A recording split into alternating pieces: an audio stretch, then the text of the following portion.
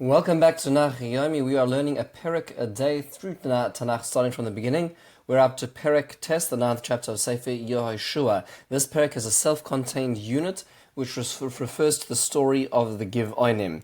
Very fascinating story. The story goes as follows.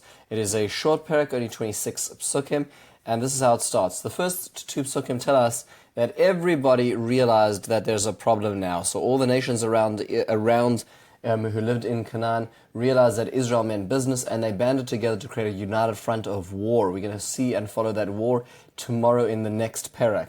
In the meantime, the one exception to that is one Chivite nation or subsection, which was called the Givonim. The Givonim lived in very powerful cities nearby Israel, and they decided to perform some sort of trick. What they did is the following: they pretended that they were going to be from far away, so they took, worn out clothes, withered wine sacks, and broken and old crumbling bread, and they arrived at Yehoshua in Gilgal, which is where they were camping on the banks of the Jordan River on the west side, and they said, "Look, we came from a far away, and let's make a covenant. We'll make a pact between the two of us."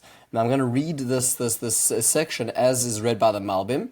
And this is how the conversation ensues. So they come towards, the council of Israel, the elders, and they say, "We come from far away land, cut us a covenant."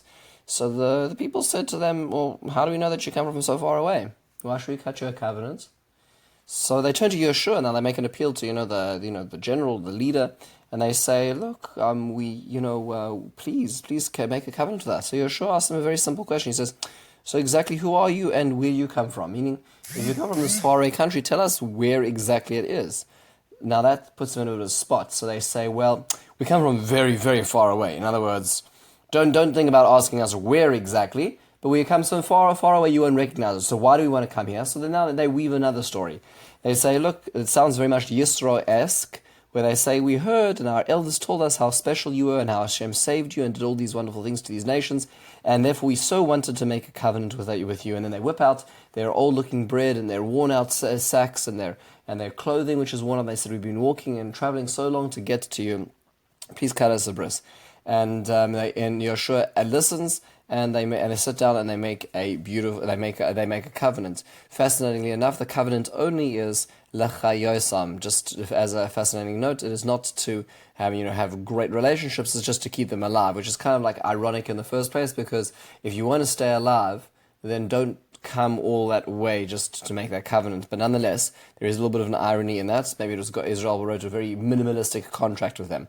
Then, of course, naturally, within 3 days later, they suddenly realized that those folks who just went away and they signed a contract with are actually local folks. They're in the same zip code.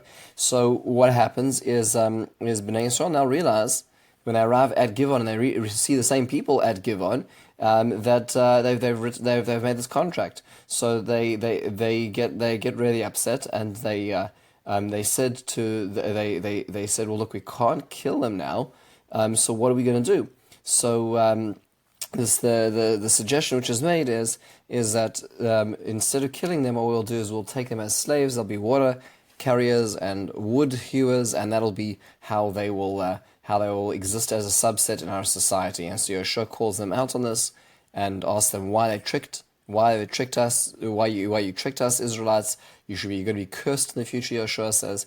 And they explained, "Look, we were very scared. We were very scared about your conquest, and we are now your slaves. We'll do whatever you want." So that's the end of the Perek, and they remain as a subservient a nation to Israel. Just a few things to take note of, points to ponder in this Perek. Number one is the way the Torah describes this, the way the Tanakh describes this is, "Vayasu gam hema ba'arma." They also acted in trickery. Now, also indicates that somebody else had acted in trickery beforehand, but the two nations we met before, Yericho and Ha'ai, did not act in trickery. So who is also?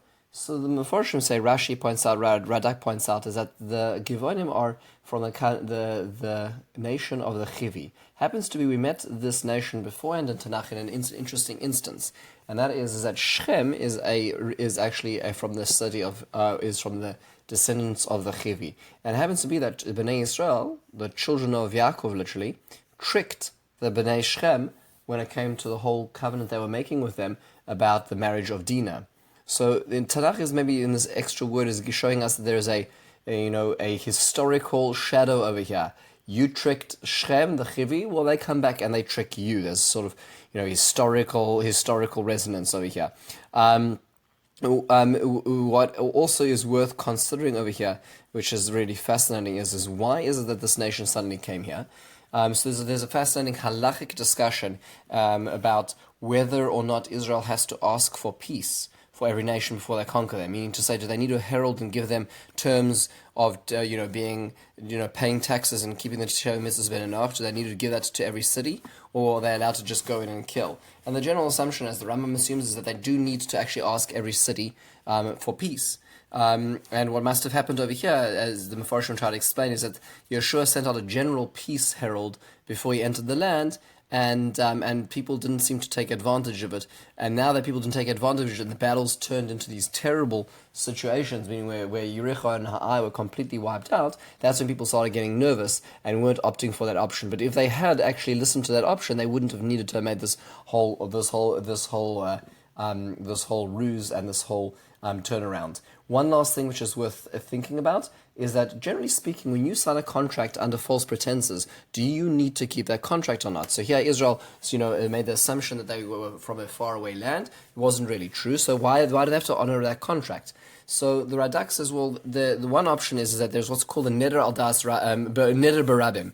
When there is a neder, which is a commitment which is made publicly, public commitments have a greater halachic binding, even though they may have been a mistaken assumption in making them. So it's not like a regular commitment. The Radak then adds an extra level, which I think we can all resonate with, and that is that it's true that according to the letter of the law, they had the rights to disagree, but in the end of the day, it would have created a great chilul Hashem. If we think today what goes on in Israel, there's so many times where Jewish society tries the best they can to do what is right, and even when they do what's right, they still get criticized. And we can definitely resonate with how the extra miles that we as Jews need to go to make sure that not only do we uphold the letter of the law, but also what looks good, what looks like the right thing to do in the right situation. In the meantime, have a wonderful and meaningful day.